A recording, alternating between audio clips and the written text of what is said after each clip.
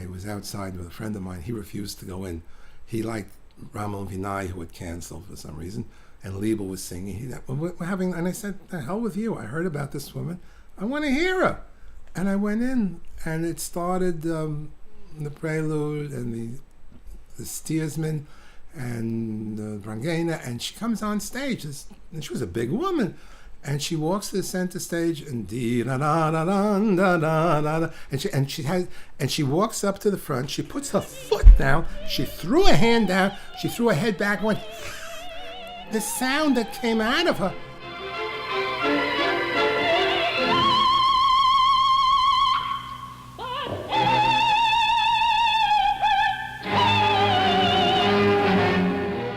I looked around. People were they were sitting there open mouth, literally against the seats.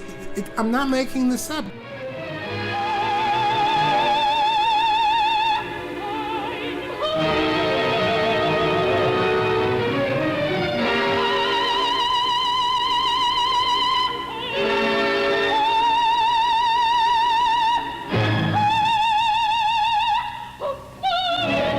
Then went on, and she started the narrative and the curse, and she got to the end of the curse, and she put her hands down and out, and toit some by the death to both of us, and she sang this curse. She whirled around, went back upstage, and then she went on to the end. She finished the first act, and she came out. She had a standing ovation. She was surprised. She didn't believe it. She got it, and the second performance was the Three Tenors. I didn't go. The third one was the broadcast Vinay sang.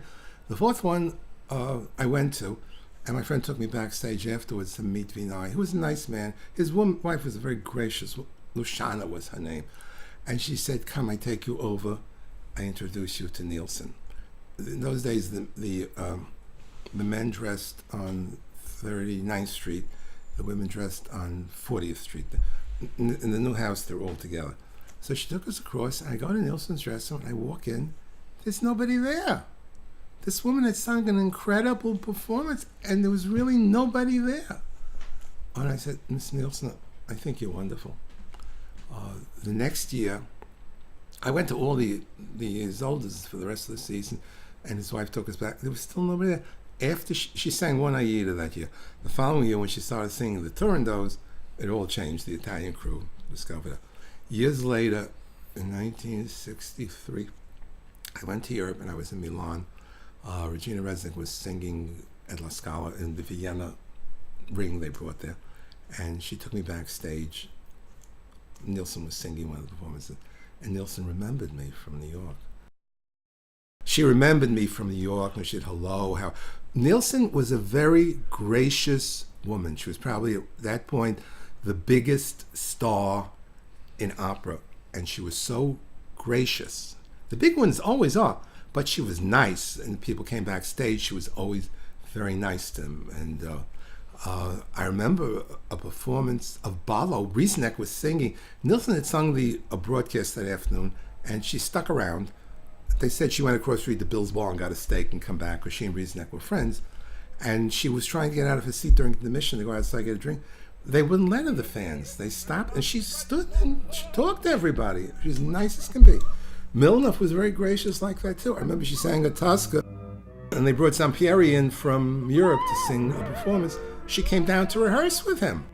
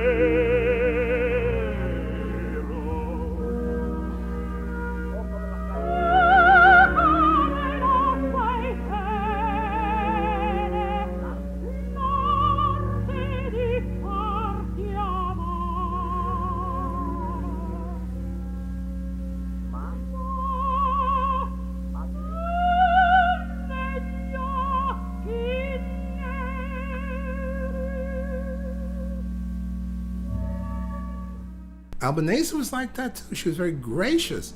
Risa Stevens was like that. There were a whole bunch of Kirsten. They were big stars. But when they came people came backstage. They were always there, and they stayed. And they stayed outside. I remember Milner standing out in the cold, signing autographs, and then they rushed her into a taxi, and she stood with the windows open, signing everybody. They all did that, all the big ones, just about to the very last one. And they knew a lot of the names of the people, and they came back. But they were nice people. Nilsson was like that too. That's why her debut was exciting. The other debut that I remember that I saw was Lily Chukazian's.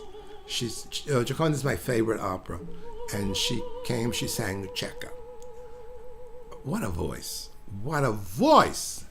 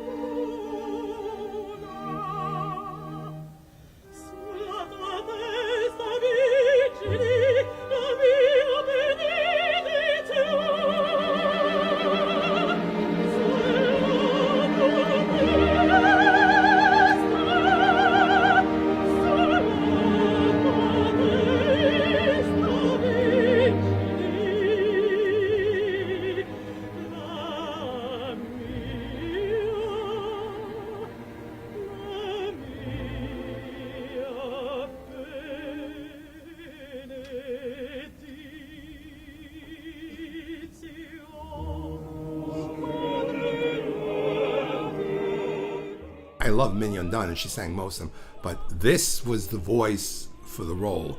And the third act is like I told you before, when you have the right voice and the right voices, the music sounds different. She cut through the whole ensemble at the bottom. You had the pedal that should have been there. So you had Gioconda, you have Enzo, Barnaba, Alvise, Laura's in the back dying somewhere, or being poisoned, and you have Cheka, and she cuts through it. It was amazing. She studied with Poncel. Poncel had not left Baltimore in years. They had a phone rigged up in the back so that Poncel could hear her. They did the same thing with James Morris. James Morris made his debut, so they heard it. And I met Chukazian several times. She was also very nice, very, very gracious lady. She studied with my friend Armin Boyajian, and I met her once at his house. She was having a lesson. I was dropping off something, and I said to her, Madame Chukazian, I saw your debut. You were sensational. I think you were always sensational. She did wonderful things. The Erda in the Ring was sensational.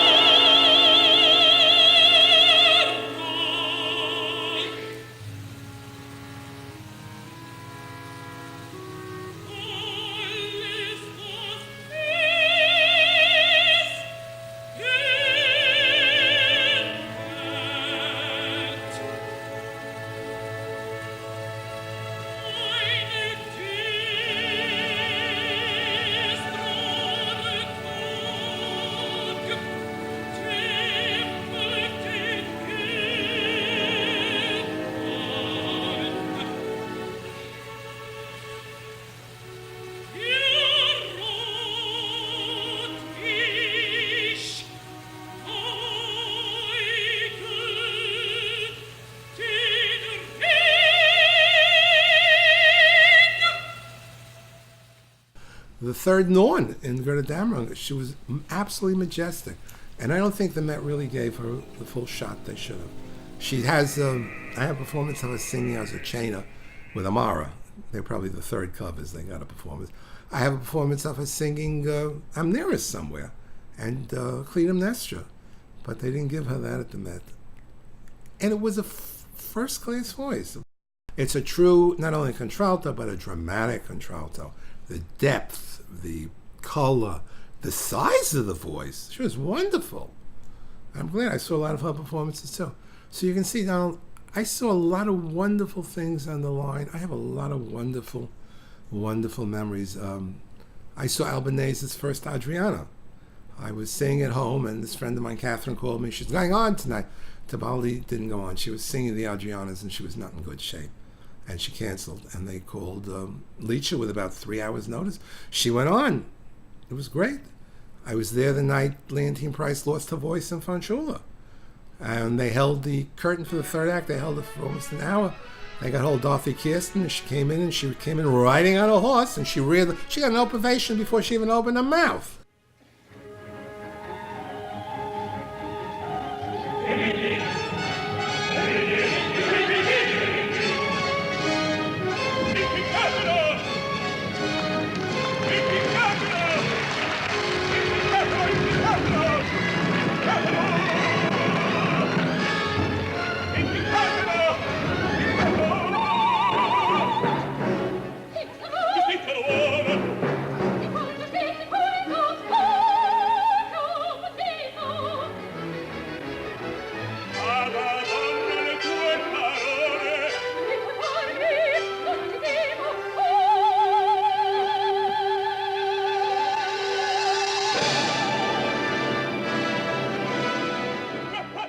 So there was a lot of excitement. I also saw stuff I would just as soon forget.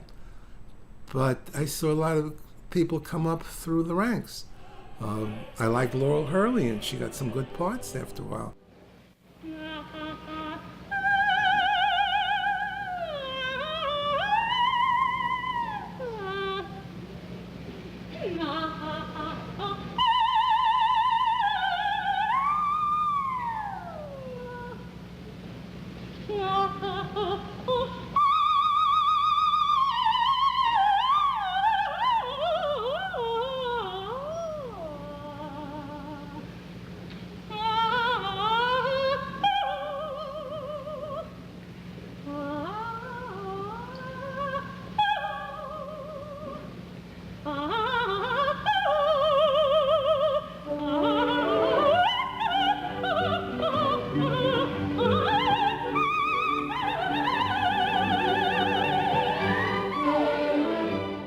I liked Teresa Stratas from the beginning, and she went from Pouzette in Manon to Lulu.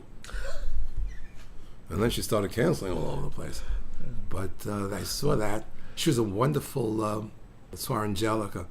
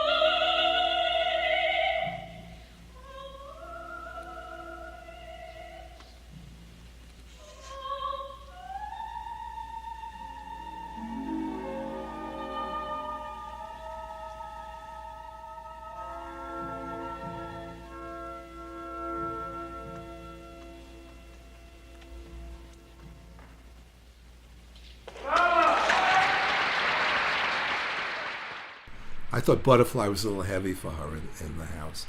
I saw Scotto when she first came as Butterfly. It was wonderful.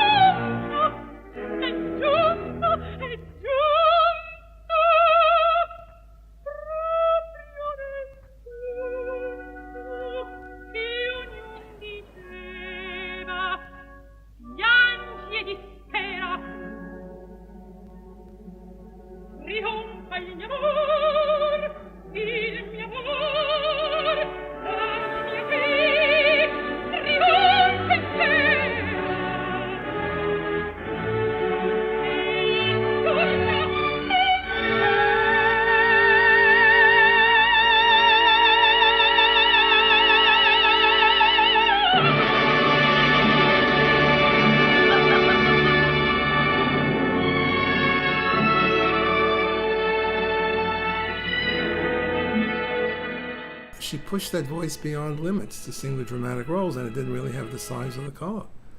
Tucci sang a beautiful, beautiful Butterfly in that first broadcast, and the same thing there. She wasn't right for Trovatore or Aida. I mean, they could sing it, and they got through it based on their art, but there are different colors of voice. That's what a lyric is. That's what a spinto is. That's what a dramatic is. And I am sick of I go to the Met, and I hear people singing roles that are a size too big for their voice. When they sing it, they get through it, but it doesn't sound right to me. They're offered these things. They're afraid if they turn it down, they're not going to get it. But look at the singers of really 30, 40, the progression of their careers from the roles. Cornelia said it once. She says, you sing 10 years as a lyric, 10 years as a spinto, 10 years as a dramatic. She lasted over 30 years. Stignani was a revelation. She was singing Amneris at the beginning, but she was singing that probably from the 20s into the 50s. That was a huge, incredible voice. Milanov, when you look at some of the roles she sang in Europe, including Mimi, and to what she did. You look at Nielsen. She started off singing Agatha in Freischutz, and she ended up singing Isolde in Götterdämmer. Look at Flagstad. Look at the early roles Flagstad sang.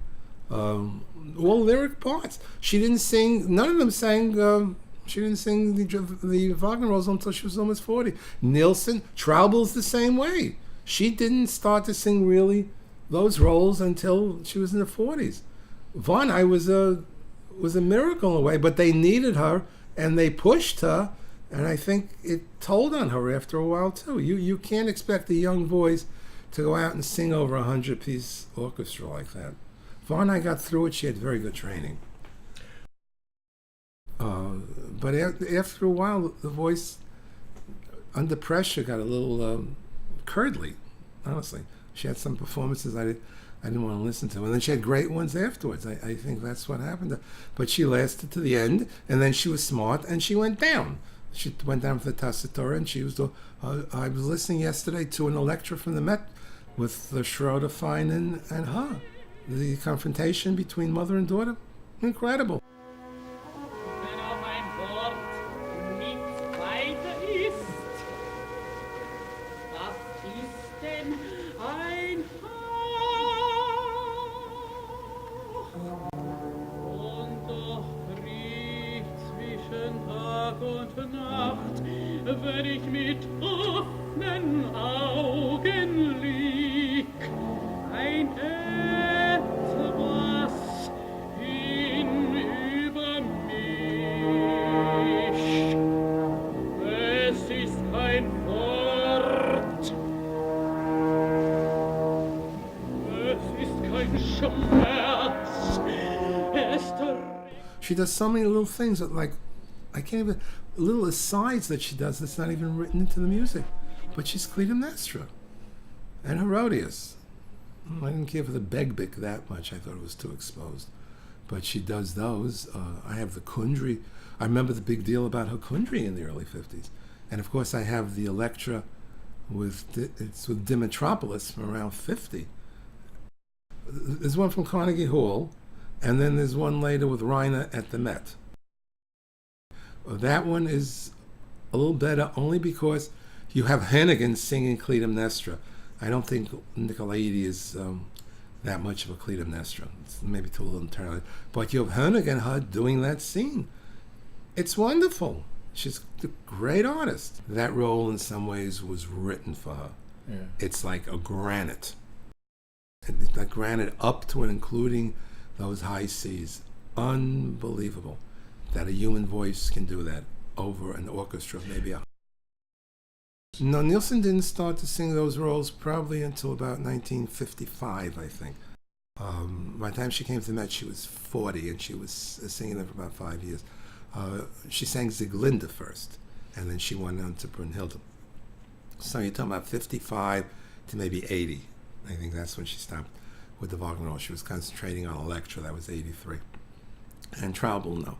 Traubel wanted to make beautiful sounds, and she waited until she was really in her 40s. And they didn't really need her at that point.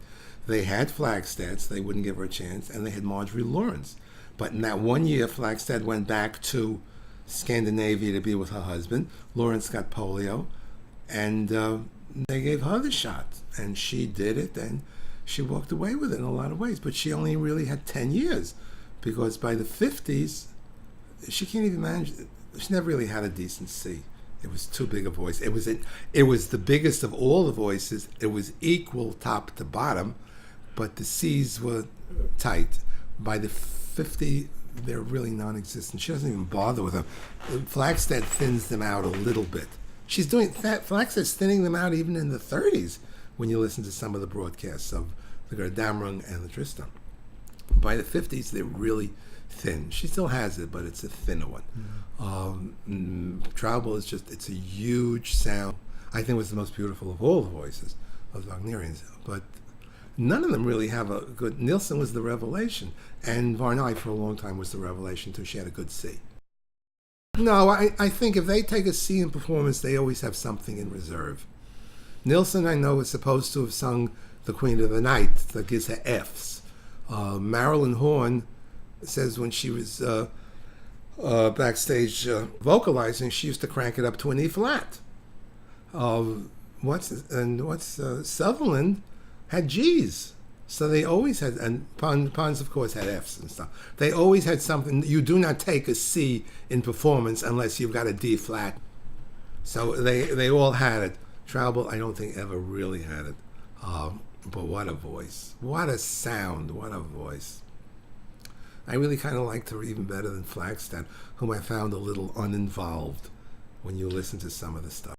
You know, and I didn't... I mean, she sang... I have the Isoldes from Covent Garden with her and Melchior, and I have the broadcast of, what do you call it? Gerda Damrung, and I have the debut, and she sings them all magnificently, and the Kundry, but she's a little uninvolved. You know, of course, she's also learning most of them for the first time and singing them all for the first time. That could be part of it, too. By the time she comes back in the 50s, The Fidelio in the 50s is a little more involved than the one in 41, I think. First one was with Maison, the second one was with Svanholm. She's a little more involved with that one. And she's wonderful in that too. But she's not as involved as, for instance, when you listen to somebody like Lotte Lehmann singing Sieglinde and things like that. These women knew what they were doing. And of all the Sieglindes I saw, I think the greatest one of all was Rieseneck. She was involved with it. And she was neurotic. No, she was. This was a woman who really suddenly in the second act realized that she had committed incest. Because that's really what it is. She's been abused. She falls in love. It's her brother. They go to bed as the curtain comes down. She realizes in the second act that she has committed incest. And Leonie's deranged at that point. It's right. And of course, by the time she gets to the third act, she's singing Herrst der Hunde. She takes the piano off the ceiling. Crespan is wonderful, Sieglinde, really wonderful, but she's not as crazy in the second act. And Voigt, who is also wonderful, they're not as involved. I mean, my God, don't they read the libretto? No, I mean, that's what it's about. Listen to Rieseneck in the Kundry, when she starts in the scene with Klingso, when she says, I will not, she doesn't want to do it. And then she starts laughing hysterically.